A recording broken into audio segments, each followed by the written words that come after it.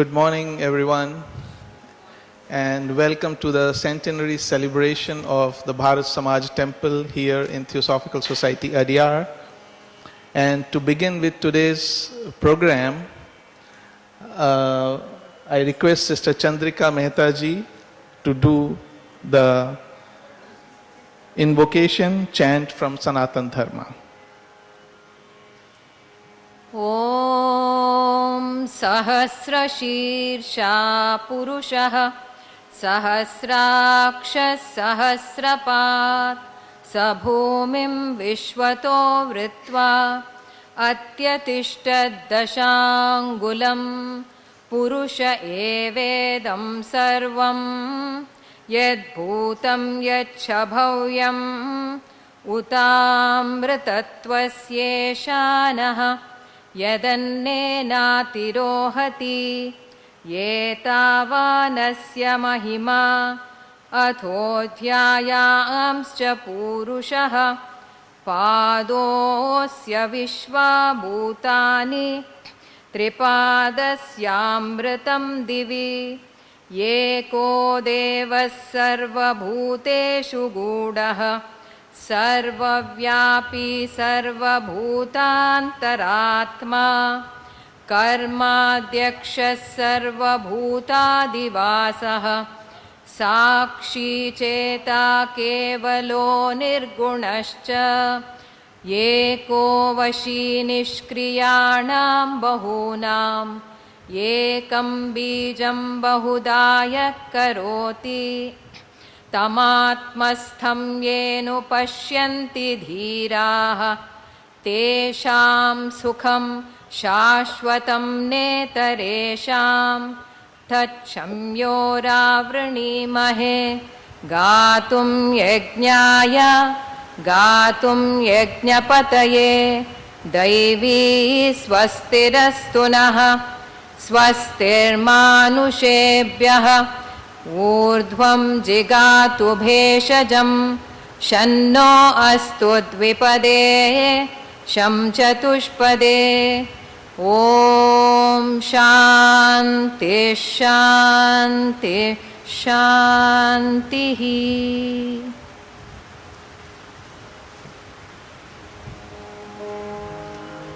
Now I request Mr. Tim Boyd, our international president, for doing the universal invocation.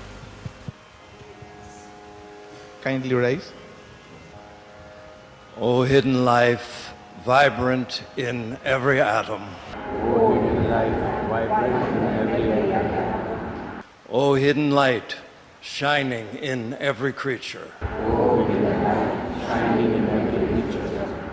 O hidden love, embracing all in oneness. O hidden love, embracing all in oneness. May each who feels himself as one with thee May each who feels himself as one with thee know he is therefore one with every other. know he is therefore one with every other.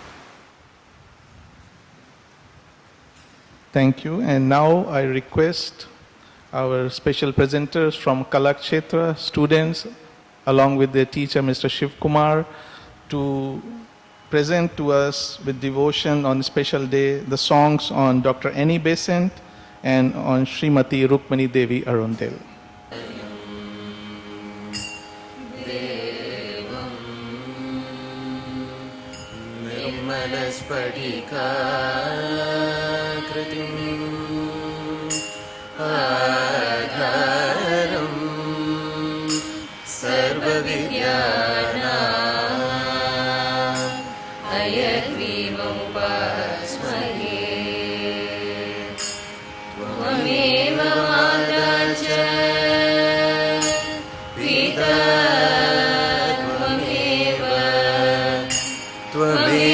बन्धुश्च सखा त्वमेव विद्या द्रविणं त्वमेव सर्वं मम देवदेव. यं ब्रह्मा वरुणेन्द्र रुद्रमरुतः स्तुवन्ति युगे स्तवे वेदैः साङ्गपदक्रमोपनिषदैः गायन्ति यं सामगाः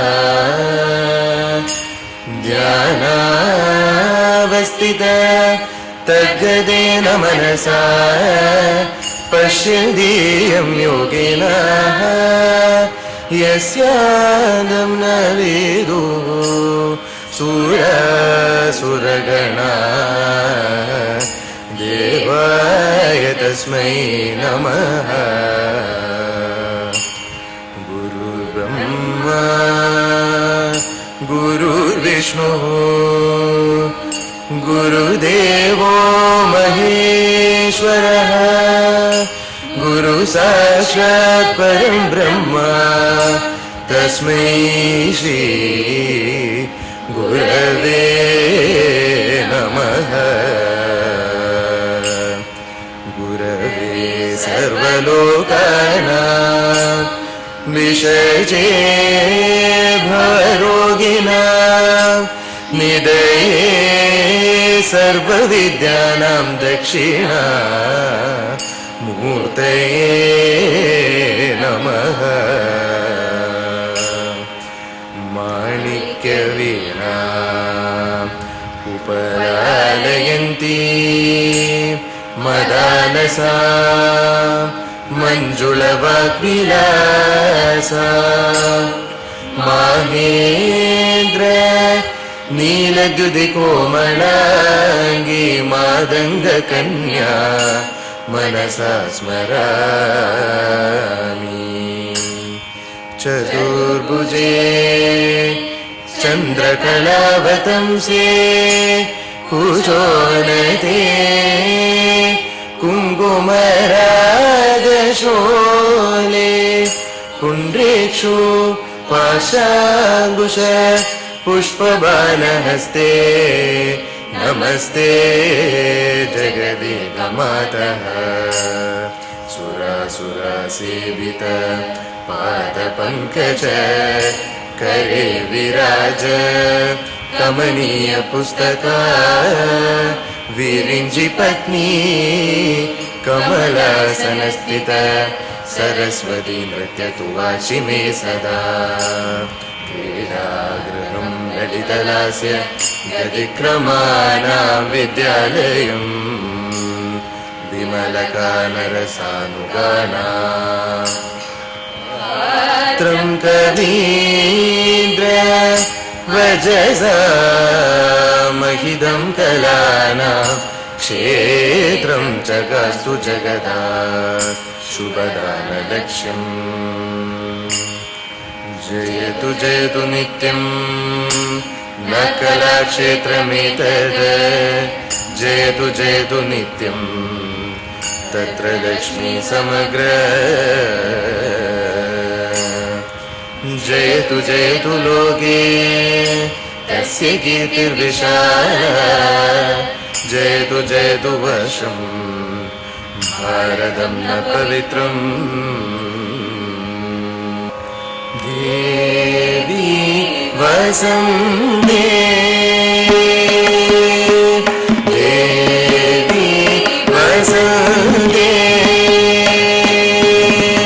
जय जय पोट्रिनि तिरुवरुळ पोट्रि देवी वसन्ते जय जय पोट्रिनि तिरुवरुळ पोट्रि देवी वसन्ते। नाविनरसि सलियादुळै पवलेन नाविनरसि सलियादुळै पवलेन भूगुलगु मुळुदुं पुगळ्कोडि नाटि भूमिगरस कोण्डाडमै काटि भूगुलगु मुळुदुं पुगळ्कोडि नाटि भूमिगरस कोण्डाडमै काटि देवी ವಸಂದೆ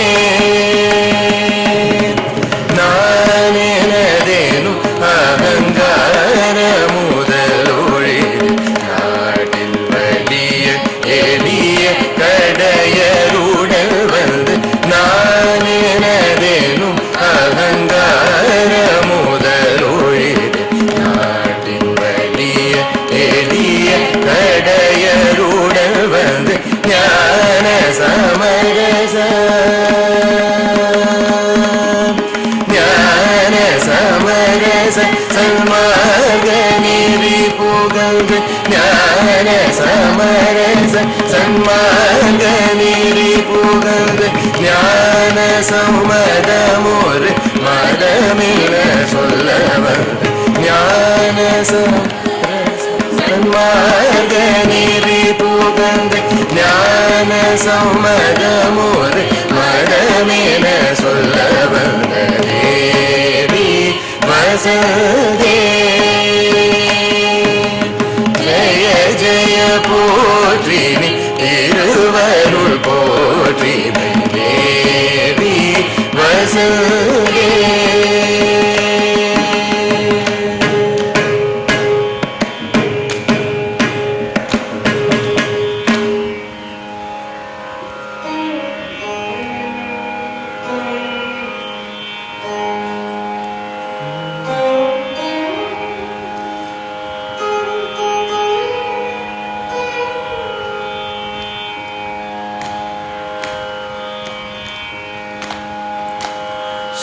श्रीमती रुक्मिणी देवी सुंदर विग्रह श्रीमती रुक्मिणी देवी सुंदर विग्रह प्राणिनेत्रं दया Sindhu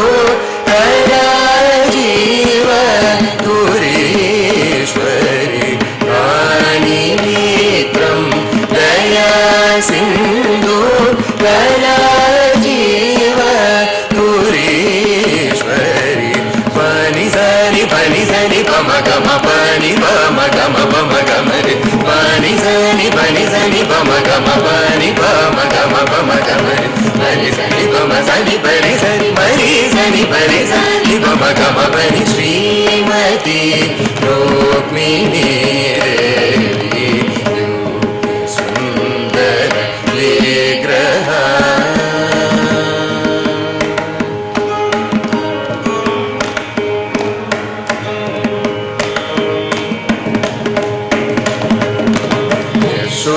Yashobrajita Sarvasha Kalakshetra Abhivardhini Yashobrajita Sarvasha Kalakshetra Abhivardhini Palani Saubradayana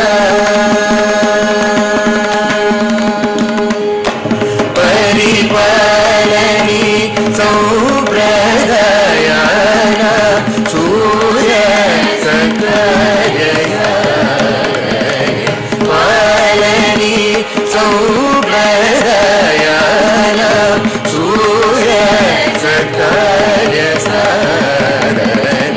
Mapa Nipama Gamari Samadhi Nipapa Nipani Samapa Nipama Gamari Samadhi Nipapa Nipani Samari Mari Sani Pani Sani Papa Nisa Sani Papa Nisa Nipama Gamari Sayasho Prajita Sarvasha Kalakshetra Abhivardhini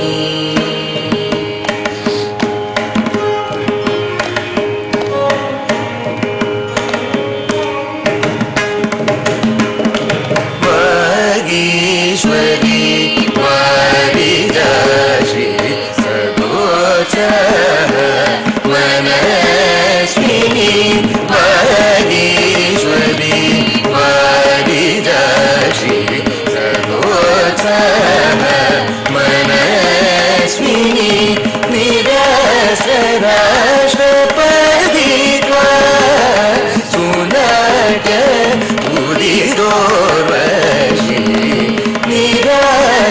राष्ट्रपति सुनग तुदिसोर्वशी पदमपदरि मपद पमगरि सरि सनि सनि मपद पद मपदरि मपद पमगरि सरि सनि सरि मपद प सनि दरि सरि सनि मगरि रि सनि दप मगरि वागीश्वरी वादिजाक्षी सदोष Manaswini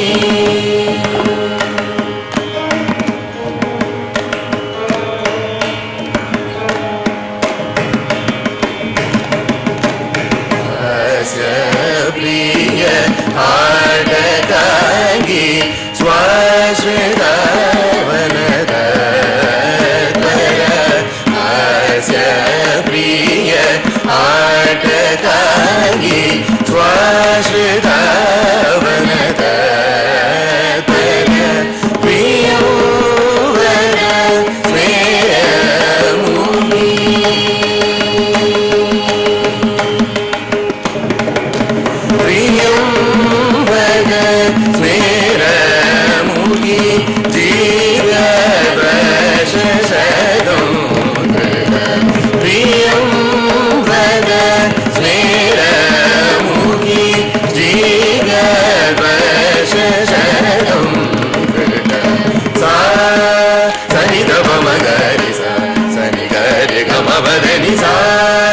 Sani da ba ma ga ri sa sani ga ri ga ma ba ri sani ga ri ga ma ga ri sani sani da ma ga ma ga ri ga ma ba ri sa priya aadagangi swashita vanada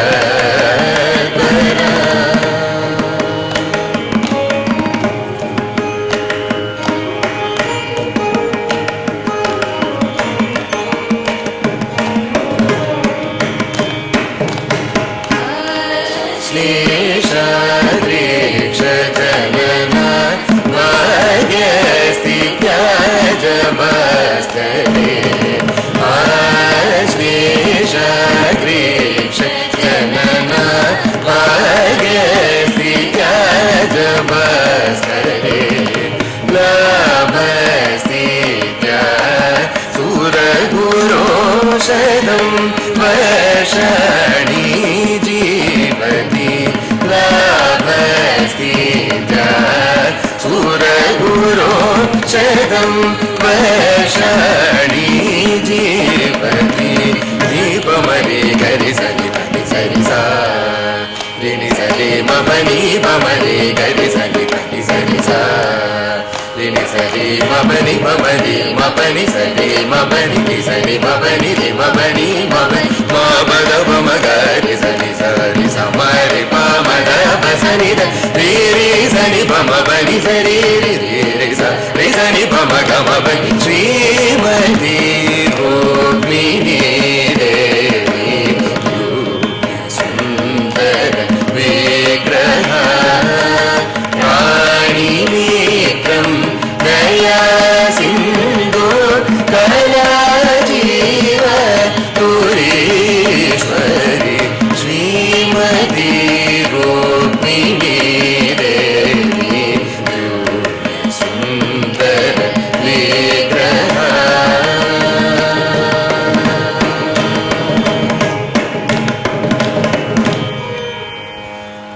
Keeping the tradition of Sanatan Dharma, to paying our tribute or homage to the teachers or invoking the divine before starting any gathering or event, I think this musical presentation from our team from Kalakshetra has given this gathering uplifting momentum full of devotion and reverence. So I extend heartfelt gratitude to the whole team, and you may be wondering why we are not clapping, but it deserves clap, but we only appreciate in our hearts and by doing this so that that momentum that you have built is not disturbed. And in continuing with this gathering, with this session, I request now Sister K. Parvatamma Sister Jayashree Kannan to sing the song on J. Krishnamurti, who performed the puja in the Bharat Samaj temple for the first time.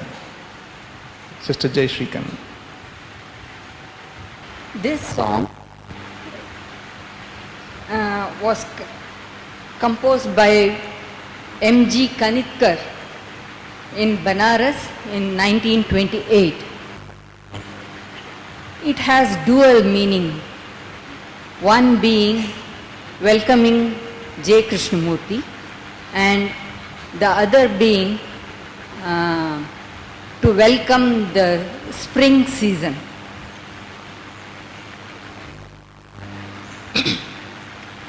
भयो प्रभात दिशा प्राचीने साजो अनुपम साज साजो अनुपम साज भयो प्रभात दिशा प्राचीने साजो अनुपम साज साजो अनुपम साज मित्र राज रवि उदय भये पुलकित वसुधाज भयो प्रभात दिशा प्राचीने साजो अनुपम साज साजो अनुपम साज मंद सुगंधित वायु डोलत मंद सुगंधित वायु डोलत आनंदित खगवृंद चहकी सब सुमधुर स्वर से चहकी सब सुमधुर स्वर से गावत मंगल चंद भयो प्रभात दिशा प्राचीने साजो अनुपम साज साजो अनुपम साज स्निग्ध प्रफुल्लित कुसुमित तरुवर स्निग्ध प्रफुल्लित कुसुमित तरुवर दिनकर किरणन चूमि सुमन समर्पण करी करी स्वागत सुमन समर्पण करी करी स्वागत करत सुखी भय झूमि भयो प्रभात दिशा प्राचीने साजो अनुपम साज साजो अनुपम साज अगम मार्ग को सुगम करण प्रभु अगम मार्ग को सुगम करण प्रभु प्रगट भयो दिन राज मित्र देव नव जीवन दायक मित्र देव नव जीवन दायक दीपक जनहित काज भयो प्रभात दिशा प्राचीने साजो अनुपम साज साजो अनुपम साज.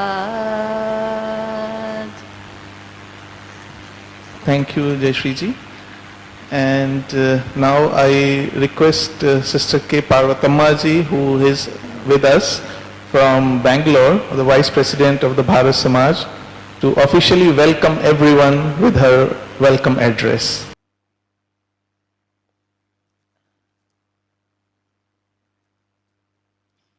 First, let us pray homage and adoration to Dr. Annie Besant, who laid the foundation stone for Bharat Samaj Temple on 1st May 1921 and consecrated on 21st December 1925. First Bharat Samaj Puja was performed by Brother J. Krishnamurti on 21st December 1925. So, let me pay homage to Brother J. Krishnamurti and Srimati Rukmini Devi Arundel. It gives me great pleasure and honor to welcome you all on behalf of the President of Bharat Samaj Centenary Committee, Brother S.M. Umakantrao, who is unable to be present on this occasion at Adyar. Hence, on behalf of Bharat Samaj Committee and President of the Bharat Samaj Committee, I welcome wholeheartedly our beloved International President, Theosophical Society, Brother Tim Boyd, to inaugurate the centenary celebration of Bharat Samaj Temple and to deliver an inaugural address. And also I welcome Madam Lily Boyd for her blessings. We are very grateful to our brother Tim Boyd for his continued support in our carrying our activities such as performing daily Bharat Samaj Puja at Adyar and also making marriages on as per Vedic ritual. I wholeheartedly welcome our former International Vice President, Brother Chittaranjan Satyapati, to deliver an illuminative talk on Sanatana Dharma. He come over here from Cuttack. I welcome most heartily our International Secretary, Sister Marja Atma, for her blessings to our Bharat Samaj Committee to continue for centuries. I also welcome heartily the director, music teachers and students. Just now we heard their melodious sang a song on Dr. Annie Besant and Srimati Rukmini Devi Arundel. Their invocation lifted up our consciousness to higher level. And also I welcome all our invitees and also the guest speakers who are going to deliver and explain the Bharat Samaja mantras in our session. And I welcome Sister Ambika Bush and her students to perform dance program today's evening session. And also I welcome Sister Chandrika Mehta, who rendering musical concert tomorrow on Sunday. And also welcome Sister K. Jayashri, who sang very melodiously on Brother J. Krishnamurti. We have to thank them. And also I welcome most heartily General Manager of Theosophical Society, Brother K. Jaikumar, and Executive Assistant to General Manager, Brother Shikhar Agnihotri, and department heads to extend their support for the grand success of the centenary celebration of Bharat Samaja Temple. And I also welcome members from Krishnamurti Foundation wholeheartedly for their blessings. I welcome Bharat Samaja Committee members, Treasurer Dr. Revati and Secretary Sister Vijaya Lakshmi and member Sister Veda for rendering their service doing Bharat Samaja Puja daily whole year at Adyar. Without you delegates, this program is incomplete. Hence, wholeheartedly, I welcome all delegates who come in large numbers all over India to support for the grand success of the centenary celebration. Now I request Dr. R. Revati ji, a long-term resident and server in Theosophical Society, Adyar, to share some brief explanation about the Bharat Samaj Temple. Respected International President of the Theosophical Society, Brother Tim Boyd, and our International Secretary, Sister Maria, and our Sister Lily Boyd, and General Manager of the Theosophical Society, Brother Jay Kumar, and all the invitees, delegates, brothers and sisters. I am very greatly privileged and very fortunate to present the short history of the Bharat Samaj Temple, Puja and Mantra. The Bharat Samaj Temple is a holy Hindu shrine located in the calm, sylvan atmosphere of the Theosophical Society at Adyar here in Chennai. People visit the temple for fulfillment of their spiritual needs. The rituals performed and the Vedic mantras chanted are all entirely according to ancient Hindu tradition. These chants have been drawn up by the great Sanskrit scholars like Sri Mahadeva Sastri and others. There are some special features about the rituals that are observed while worship is carried out at this temple. First and foremost, there is no image of any deity in the temple. A lighted lamp is placed on the marble altar in the sanctum sanctorium, representing the universal light. This gives the temple the appellation Jyotir Alaya, a temple of light or abode of light. Light is recognized by all as a symbol of God, the presence of God, the Almighty, the One, the Supreme Being, and one reality. This is a puja at Bharat Samaj Temple is a congregational puja. The ritual is open to all without any distinction of religion, caste, creed, race, color, or gender. A person who is well versed in chanting these Sanskrit mantras and knows the discipline to be followed takes the lead in conducting the ritual, while others present take part by chanting along with him. The stages of worship are as follows: purification, prayer and invocation, adoration of the Lord, communion with the Supreme Being, and finally benediction. The procedures follow a well-defined plan. The call is for showering the entire world with God's blessings.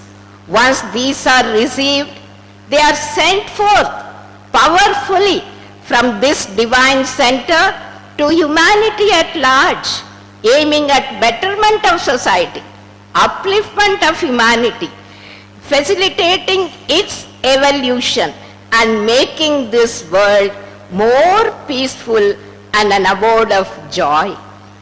Lokas samasta sukhino bhavantu. May all the lokas be happy. The temple was consecrated, as said, on 21st December 1925 by Dr. Annie Besant. You know, she was a great religionist and philosopher par excellence. And the first puja was done by Sri J. Krishnamurti, the great philosopher. He dressed up in a Hindu way and did the puja very well. A large number of Theosophical Society members had gathered there for the inaugural ceremony. And it was, they say, it was a spectacular event. On this, and also subsequently, the first woman to do the puja was Srimati Rukmani Devi Arundel. And you all know she was the founder of Kalakshetra, and she revived the age-old art Bharatanatyam, and she has produced so many dance dramas and actually presented throughout the world. And we remembered her through beautiful song sung by the students of Kalakshetra. So on the occasion of the consecration, it was observed that the most wonderful changes took place on the higher planes, and a vehicle was created to bring about a magnificent downpouring of spiritual life and power. Bishop C.W. Leadbeater was there with Dr. Annie Besant, and he investigated in detail the occult effects of the puja. The results of his clairvoyant investigation into the thought forms produced on this solemn occasion have been printed and published. So, brothers and sisters, since the consecration of the temple 100 years ago, the puja has been performed every day at sunrise. The vibration generated in the atmosphere by the rhythmic chanting are extremely powerful, take us to an exalted level of devotion to the Supreme, and energize us to step up our efforts to make this world a better place. This surge of benign influence will motivate us to greater service to humanity by cultivating an ever-deepening understanding of the ageless wisdom, Sanatana Dharma, resulting in spiritual self-transformation and bringing home the realization about the one life vibrant in every atom. Thank you. Thank you, Dr. Revati ji, for that valuable information sharing with us. And now I would like to invite our international president, Mr. Tim Boyd, but before I invite him, I know he doesn't need an introduction, especially in the audience like this, the audience of the members of the Theosophical Society, but I would like to extend gratitude to him for being kind enough to adjust with the dates of this gathering, which were proposed earlier different. He adjusted to that, but we said, no, this is not working, we changed. So he changed again, and then finally we came down to 11th and 12th October, and he very happily and generously adjusted his time to give the inaugural address for this very special gathering. So without further ado, I invite Brother Tim Boyd for inaugural address. Thank you, Shikar. Thank you all for taking the time and finding occasions such as this be of importance. I think it's a rare thing nowadays for an organization to be able to claim 100 years, particularly an organization such as the Samaj. Theosophical Society, as you know, this year is 150 years, celebrating since its foundation.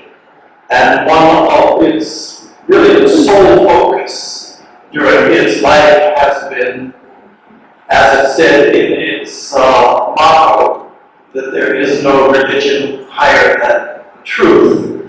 Its focus has been on truth. And attempts to convey that, attempts to lift us all so that we may actually experience that truth, has been the object of all our efforts over this time. Truth is a funny thing in that no one that we know can point to it. No one that we know can describe its features, its color, its character, so we allude to it in different ways. The great teachers try to lift us up through poetic use of language. We're stuck with words, somehow. But one thing that carries across all traditions is this one particular symbol, which represents truth, represents the divine, represents that toward which we move. And that is the symbol of light. We're here for a celebration of the temple of light and the PUJA that calls upon the light. Light is a universal symbol for obvious reasons. First of all, it's something that we perceive. We know how light behaves. It is the quality of light that it reveals those things around us. It's the quality of light that it dispels darkness, that it transforms us, that it heals us. So light has been adopted as this symbolic representation of the divine and of truth. One of the things that we are aware of in the Theosophical tradition, we speak about religion, philosophy, science as apples, as those fingers that point in the direction of truth. And religion, wherever we are, is one of the strongest forces that point in that direction. By its very definition, the word, at least in English, is a combination of two words that come out of Latin. Re, which is to do something again, and then the important word is to bind, to tie. Religion is about binding us once again to something with which we may have lost some touch of. I mean, it's a fact that in the process of incarnation, something of our connection with our source, we lose some of that. And the religions of the world come into being to point us in that direction and give us tools that allow us to make that return. Anybody who has ever been lost in a forest, lost in the woods, first thing that you do is you try to retrace your steps. There's a pathway in the wrong direction that took us away from the place that we were headed, and we try to retrace. In many ways, it's the function of religion. One of the problems that we face as human beings is that there is nothing that is so sacred that our undeveloped human consciousness cannot distort it. The highest truths placed in our hands become distorted. Just in the same way that we don't give sharp instruments to children because we know that they will be improperly used, most likely, but still, in the greatness of those great people who have come time and time again, they try to give us those tools. They try to enforce the teachings that have been given over time. And time again, we as people project our personal preferences on the great truths.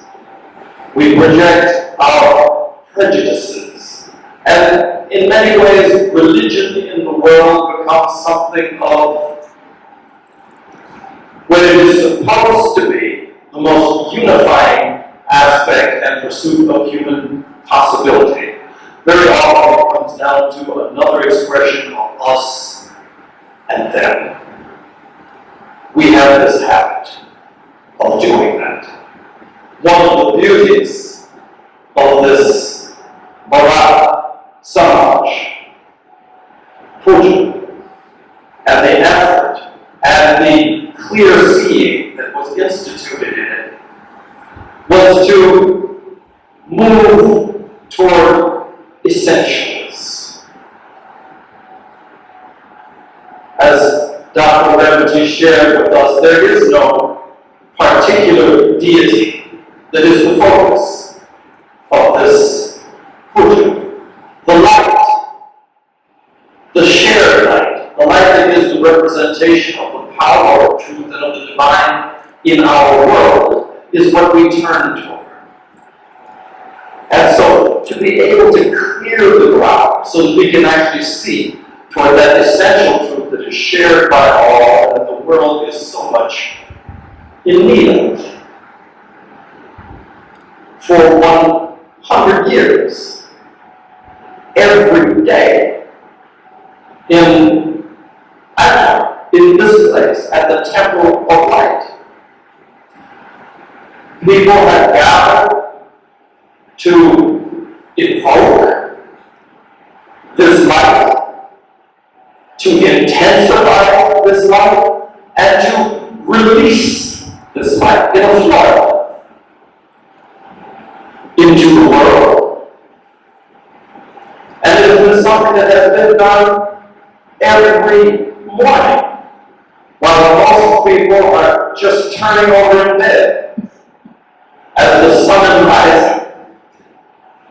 There are people performing this puja on our behalf, unknown to us, something that has been a blessing to this place, that has been a blessing of protection, a blessing of upliftment.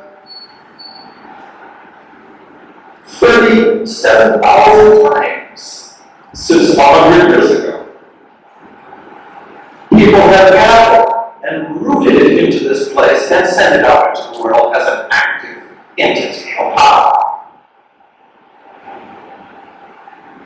And so on this occasion, the purpose of our being here together is a simple one. It is to acknowledge that, to recognize it, and perhaps in so doing, to touch that same light that has been invoked on our behalf time and time and time again,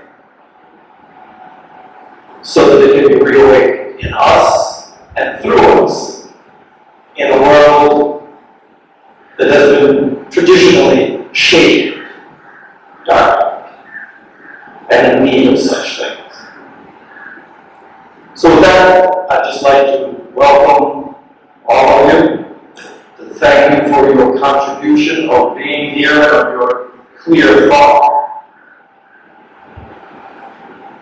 And we look forward to seeing each other at the next 100-year celebration.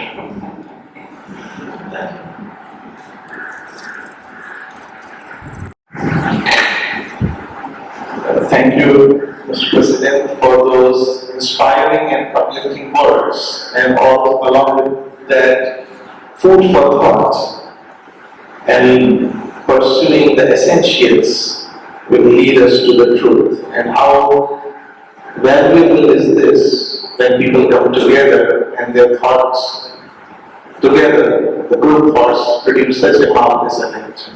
Thank you once again. I would like to invite Brother Chitrendra Sarpatiji, who is among us from Cuttack, and who is also the former International Vice President of the Theosophical Society, and he will be sharing his thoughts on a very interesting and wonderful subject, mostly of the choicest flowers of Sanatana Dharma.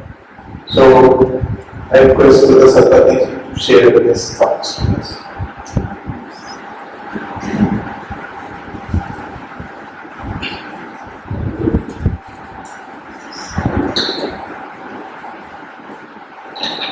President Boy, Sister Lily Boy, Sister Maya, Sister Barbara, everybody and the functioning of the Bharat Samaj Association and brothers and sisters. I am very thankful to the functionaries of the Bharat Samaj Association to give me this chance to be very accurate with all of you and also to share some of my thoughts. But I am more thankful to them for continuing this puja year today, as Brother K mentioned, 37,000 days. And I remember the present Dr. Reddy and others doing it here. And before then, I remember Mr. Adyar and Mr. Sundari, Mr. Sadhana, and I don't remember the other people, but it goes right up to J. Krishnamurti, because he is the one who gets the first puja. And not only they doing this puja and sending these blessings from Europe, the President said, but this puja has been done in many other places, each of the federations. And all of you who have come from different places, you are also doing the same puja and sending out blessings to the rest of the world from so many places. So, thank you all for doing this, keeping this tradition alive for 100 years, and let's hope that it continues for another 100 years. Madam Blavatsky, as you know, what is the secret doctrine that she wrote? A nosegay of flowers selected from the accumulated wisdom of the ages. That's how she described. Nosegay is a bouquet of bunch of flowers. So after Bharat Samaj Puja is similarly be considered to be nosegay of a bouquet of choicest flowers of Sanatana Dharma. The mantras put together here a century ago have been selected from various Vedic and Upanishadic texts such as Rigveda, Yajurveda, Taittiriya Samhita, Taittiriya Brahman, Taittiriya Aranya, Ishopanishad, Mahanarayana Upanishad, etc. There are probably other sources. These are the ones I can find. It also includes the most famous Gayatri mantra several times in the course of the puja. We are commemorating today the centenary of this unique work that was accomplished a century ago by great theologians, teachers and scholars like Krishnanandi, Pandit Mahadev Shastri, Dr. Bessel, Bishop Edwiger, T. Ramachandra Rao, P. K. Telan, and several others. Names. The source of the text used for the puja comes from the text of Sanatana Dharma. I was asked by the organizers to say something about the Sanatana Dharma in this opening session.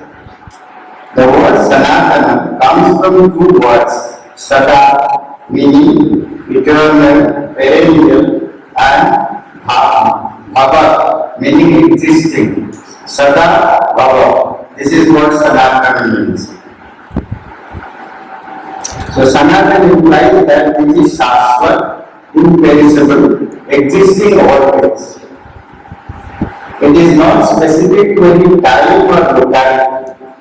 Similarly, Sanatana Dharma does not connote any specific religion, tradition, or group, as is often wrongly understood, particularly by the political parties these days.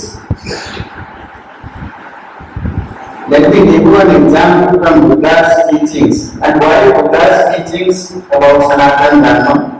Buddha was the greatest and wisest and the best that Sanatana Dharma produced. This was said by Annie Besant in that book, Seven Great Traditions. He was actually from the Sanatana Dharma. And all his followers were also from Sanatana Dharma only. Later on, they have invented this word Buddhism and Buddhism. Right? So, what does Buddha say? There is an example. I am picking up from there to illustrate what Sanatana Dharma actually means. In his teachings, Dhammapada, which many of you will be familiar with, in chapter 1 itself, verse 5, he says, this is in Pali, but I will translate. Nahi Vena Venani Samantina Pudakanam Abhivena Samanti Esa Dhammo Sanantam. So the word he uses is Esa Dhammo Sanantam. In Sanskrit that word means Esa Dharma Sanantam. Right? Which would be, this is the Sanatan Dharma. So there is a couplet from that book where he is giving a teaching and then he said, this is the Sanatan Dharma. So that actually illustrates what is understood 2600 years ago. So what is understood by Sanatan Dharma comes clearly. And what is the teaching? Hatred indeed is never quelled or appeased by hatred. It is quelled only by loving kindness. That is the eternal law of principle. So this is an example of the teaching representing what is Sanatana Dharma according to Buddha, and that is what it is, eternal law, the principle. And it is valid for a person following any religion, being a Hindu, a Muslim, a Christian, or a Sikh, or any other religion, is it not? So these things which are eternal, and Shankaracharya uses the word Chirantana, Shastra, eternal. So that is what Sanatana Dharma actually implies. Dharma, and what is Dharma? Dharma is a way of life. It is said, Dharayati iti Dharma. What we need to support and uphold, that is Dharma. Doing what is required to be done is Dharma. Its opposite is Adharma, or is used for indicating opposite in Sanskrit. In other words, doing the wrong thing is Adharma. It is also said, Dharjyate and some places Dhriyate. They all come from the root Dhri. Dharjyate or Dhriyate iti Dharma. Dharma is that which supports. So we uphold Dharma and Dharma supports us. So that is saying in the Mahabharata, it says Dharma Rakshati Rakshita. So Dharma you uphold it and that in turn supports the society and all of us. Those who protect the Dharma, they are protected by Dharma. In the verse of the silence, we are told, in verse 133, you have to be prepared to answer Dharma. Restore law, whose voice will ask you at your first step, at your initial step. The very step to the path will be asked by whom? Dharma. And Dharma is described here as the stern law. And further in the next verse, have you complied with all the rules, O you of the lofty hopes, those who want to travel on the path, have you complied with all the rules? So this also indicates what Dharma is. Dharma is explained as a stern law. You may violate a man-made law, like a traffic violation, and get away with it. Suppose the constable of the traffic police is standing and he sees you are the superintendent of police who broke the law. He won't catch you, but get away with it, right? But the law of Dharma is different. One has to face the consequences, no matter who you are. In the Sanatana Dharma, there are 18 principal Puranas. Any of you here know all the 18 Puranas names? I think most of us are Sanatana Dharma. It's very difficult to remember. I don't remember, but I have this. And you know how long are these Puranas? How many verses should be there? Anyone? Any guess? 410,000. One of the Purana which you must be very familiar is the Bhagavad Purana, and that has 18,000 verses. And the Skanda Purana is the longest, which has 81,000 verses. And all told, these are not the only Puranas, these are the principal ones, and they have 410,000 verses. So what do we talk about? Today we don't even know the names, and even if we know the names and we have the time, I doubt whether we will need 410,000 stanzas. But what is it that it teaches? There is a verse in Sanskrit which is very interesting. This actually says what these Puranas talk about. It says, Astadasa Puraneshu, Vyasasya Vachanam Dvayam, Parokara Punyaya Papaya Parapirana. It means in the 18th Purana, Vyasa has said, Vyasa is supposed to be the author. Some people doubt that one person could have written all this, but whatever it is. He is named as Vyasa. So what have we talked about? He has said only two things. One is doing good to others, Parokara is Punya, is a virtuous thing. And harming others is Papa or sin. So all these more than 10,000 stanzas, they mainly talk about these two things. I think they are very important. So these are the two important things that we learn about our own Sanatana Dharma. The other day in Chennai, there was a seminar. So many people were invited to speak. I was one of them. And the scholarly governor of Kerala, Arif Maman Khan, I think now he has moved to Bihar, governor of Bihar. A very scholarly person. He cited a nice anecdote from the Jewish tradition.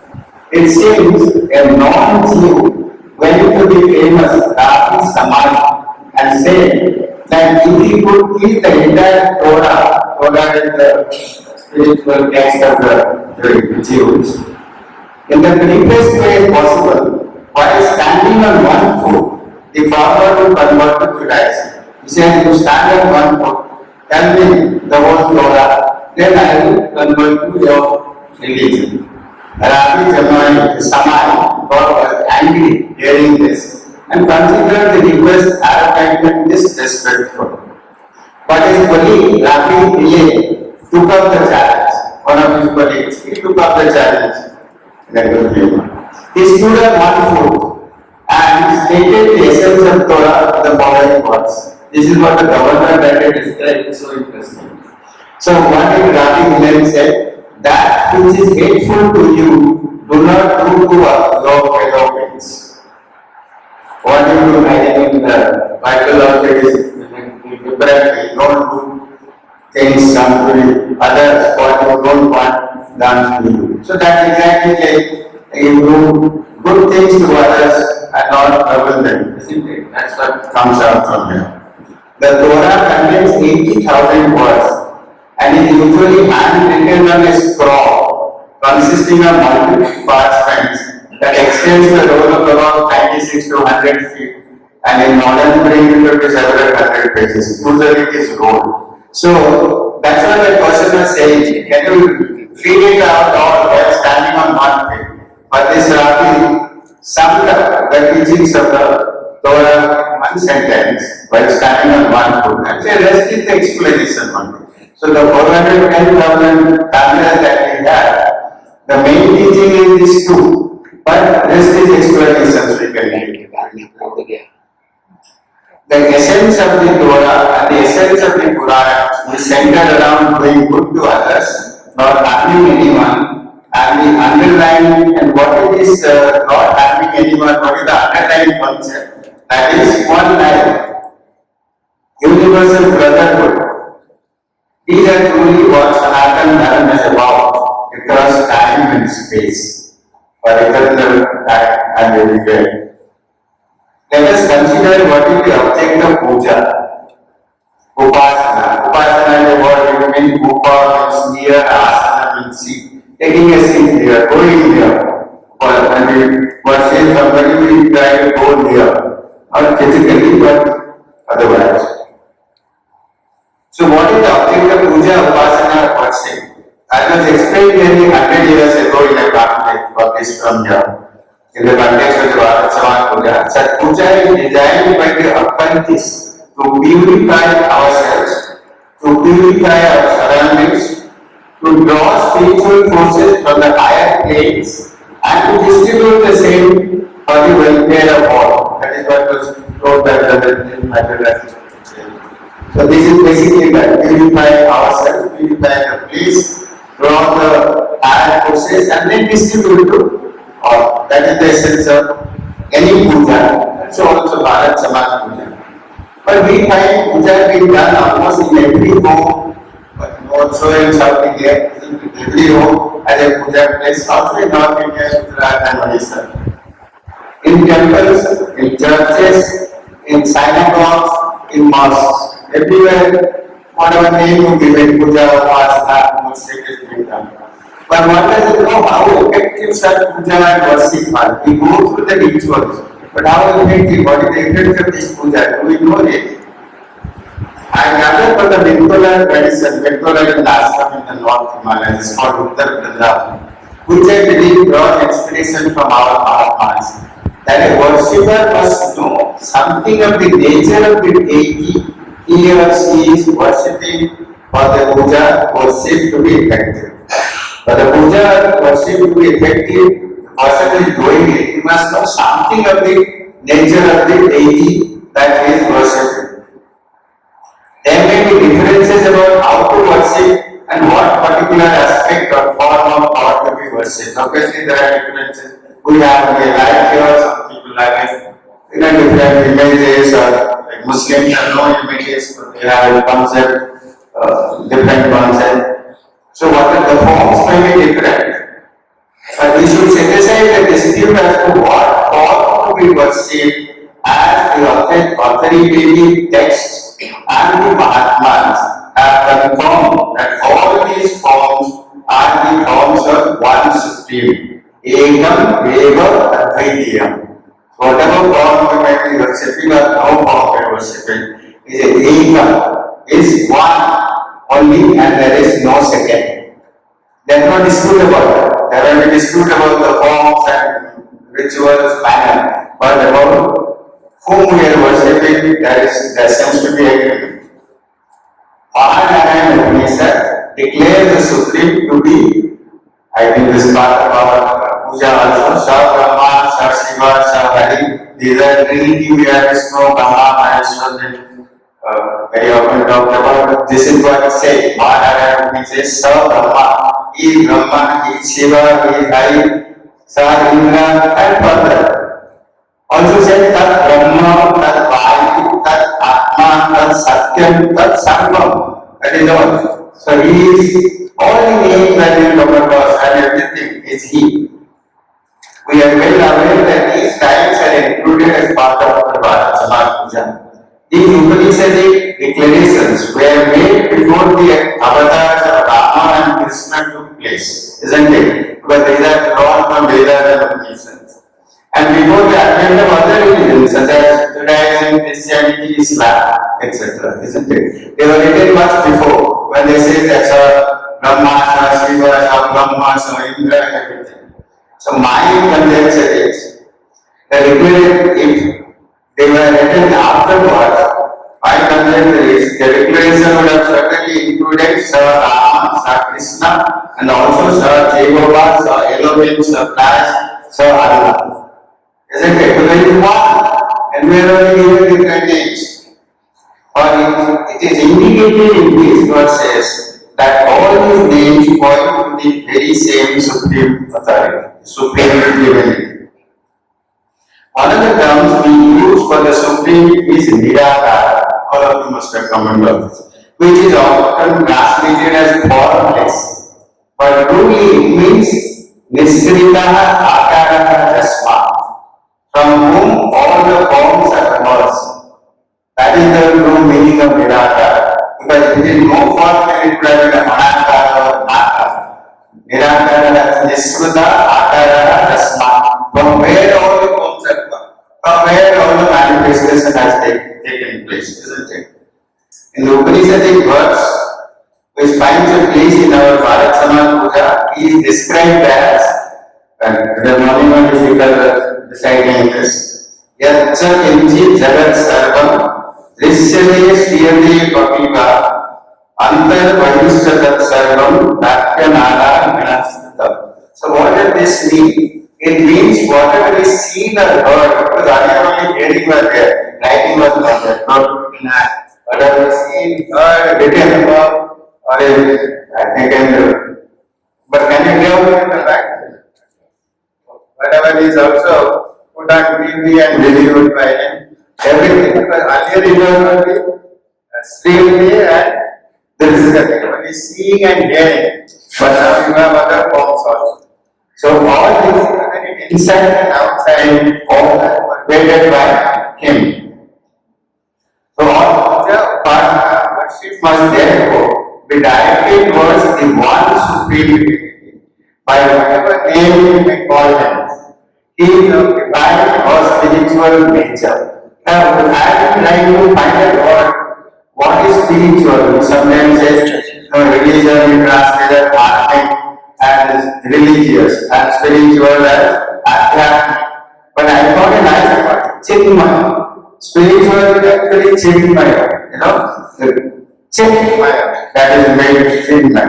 A spiritual deity cannot be adequately worshipped by a material one. Have you ever thought about this? And that is the meaning of the well-known saying that Buddha even you should first become like God before you can worship God. Upasana which means that go near, sit near. Only when you are raising your consciousness to that level, you can approach and go here. I think in our Mahatma they say, the Mahatmas say, I don't expect us to go different. You come, rise up to our level, and only you can be near us. So he said that which means having become like God wants to worship the Lord. Hence, for self-purification and the need for improving the higher in oneself before doing the puja. I know the mantra will be explained. Hence, the need for self-purification and the need for invoking the highest in oneself before doing the puja. I know the mantra will be explained in subsequent sessions. Let me draw your attention to the very first one. It is a purification mantra, all of know that. Abhavitra Pavitrova Sarvavastangado Viva. Yes, I Kundali Darkan right? So you all know the meaning. Many of us think by mere chanting of this mantra, we get purified, whatever state we may be in. The mantra itself gives a clue, not by reciting a mantra, but by smaran. There is a word there, smaran, not by just pronouncing or chanting. Smaran, remembering, dwelling upon Vishnu, one gets purified. And what does dwelling upon Vishnu involve? The word Vishnu itself implies one who is all-pervasive. The word meaning is all-pervasive. Who has entered into all. Reflecting upon him is like reflecting upon the hidden light, lifetime in every atom. That was said in the universal prayer. As Dr. Besant visualized, or as SPB says, conceive of unity by expansion in space and infinite in time, in the diagram of meditation. So remembering Vishnu, Smaran, Vishnu, has the same meaning as in our universal prayer or in the diagram of meditation. And also in the Bhagavad Gita, what does it say? Ye mam vasyati sarvatra sarvamcha mai vasyati tasmam nam pranashyami sasamena pranashyati. It says that he who sees me everywhere,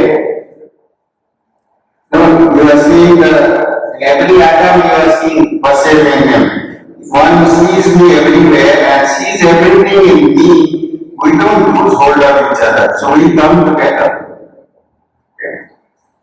This is what is implied by remembering him, reflecting upon him, that is purifying, that is bringing us nearer to him, lifting us from a material state to a spiritual state, making us fit for upasana.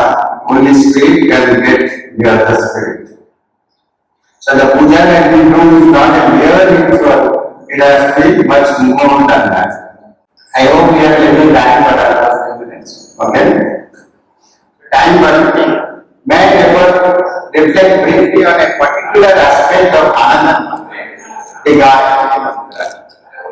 It appears several times in the course of Bharat Samaj Puja, many times fully and sometimes truncated manner of 45 manner. All of you know it has three parts. Om in the first part, and that is the designator of the Supreme. As Patanjali Yoga Sutra says, Tat Japam Tadat Bhavana. Ishvara is defined in Yoga Sutra, and then Om is the designator, and it says Tat Japam and Tadat Bhavana. Not only you have to chant it, but you have to also reflect on the meaning of the word. So that is important. So that you can have Pratyaksha Anubhav, direct experience of the Supreme, whose Vachaka designator Om is.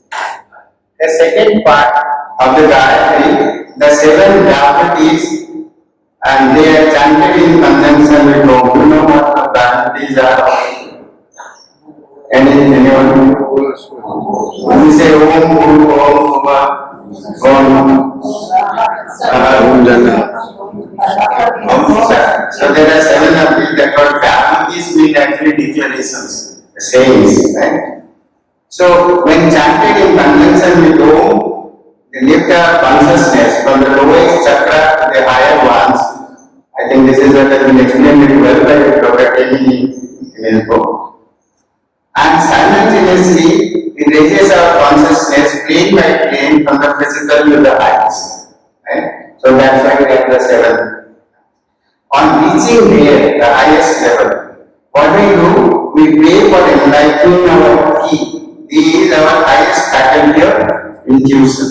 We raise our consciousness and reach that level, then we are praying to the sun, God, solar purpose to enlighten, to inspire, to stimulate our deed, which is our highest intuition.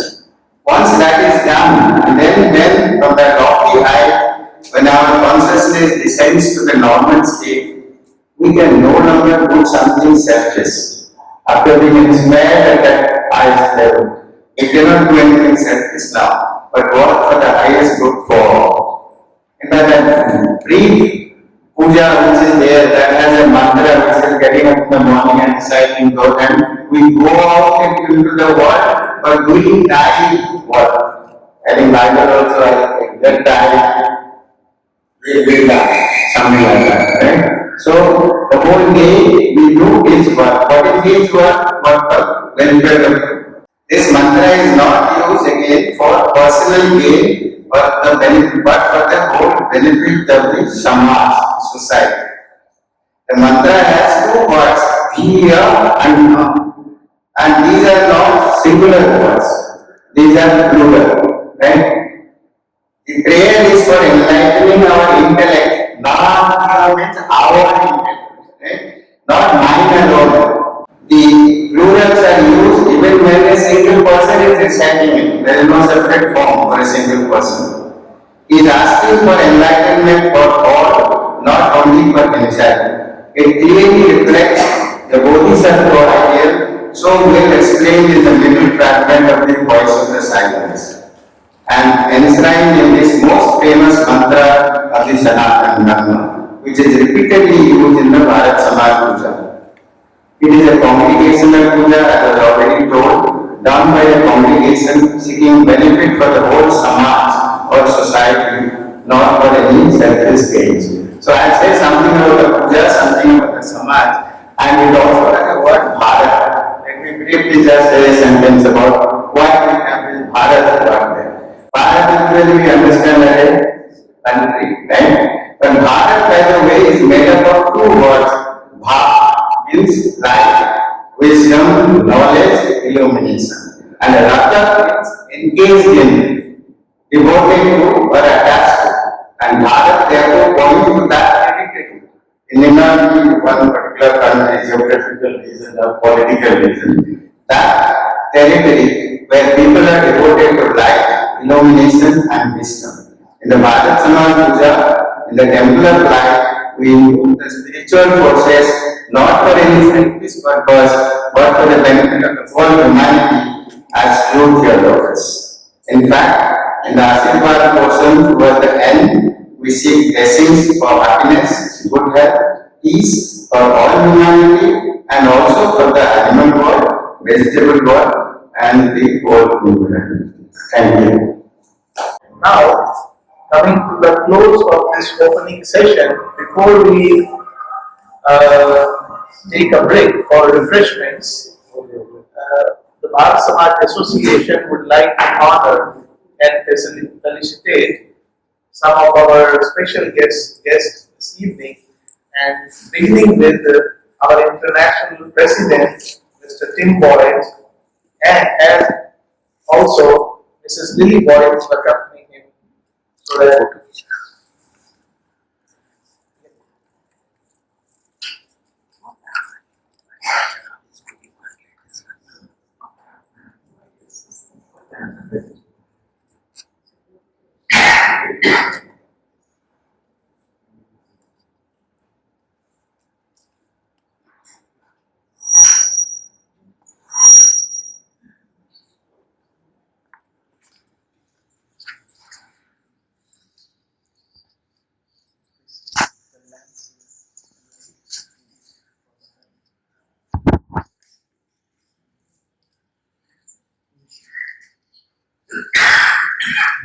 now I invite Brother Sapatiji.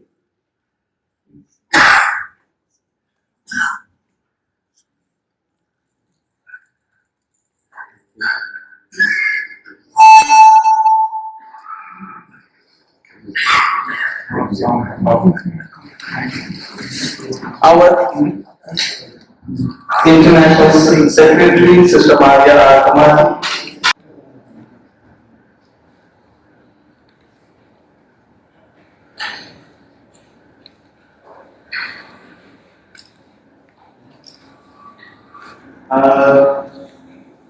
General Manager, Mr. Jay Kumarji and Geeta Jay Kumarji.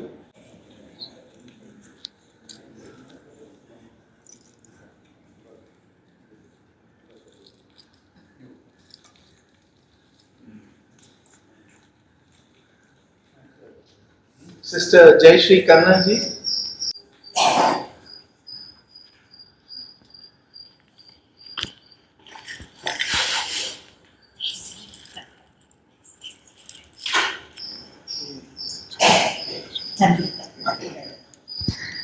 Sister Chandrika Mehta ji.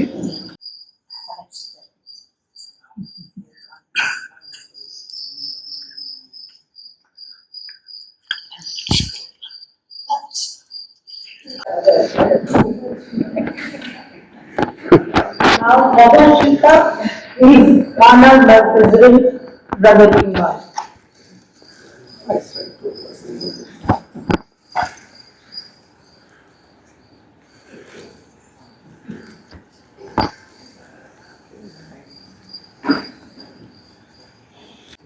Sister Parvatama ji.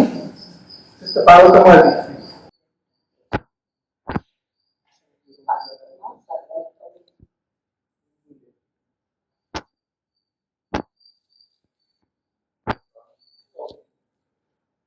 Wait. Not yet. Ritikeshwar and Ritikeshwar and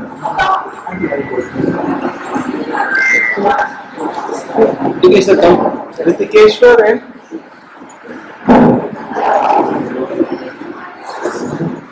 thank you. Sahana S.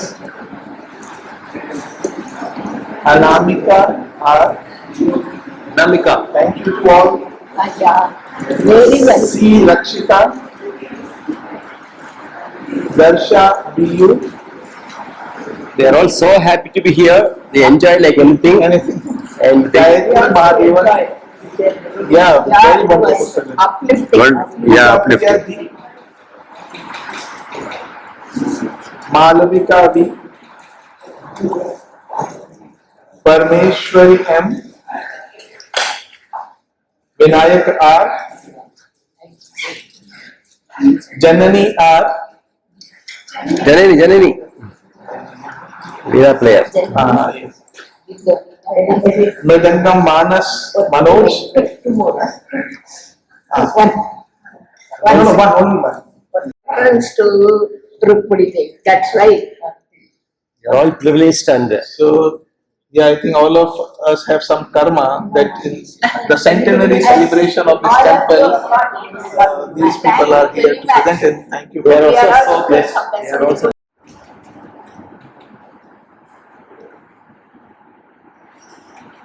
Thank you all. Thanks for all the support.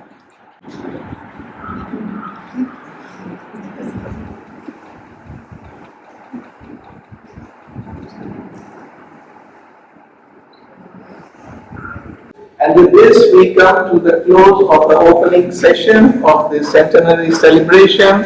A heartfelt gratitude to all of you who took time to be a part of this really special and uplifting gathering. And before we start the next session, the video on the Bharat Samaj temple, let us all take a refreshments break just outside on the west side of the quarters hall, and let us take our seat at 11 to watch the movie on Bharat Samaj temple. Thank you all. Thank you.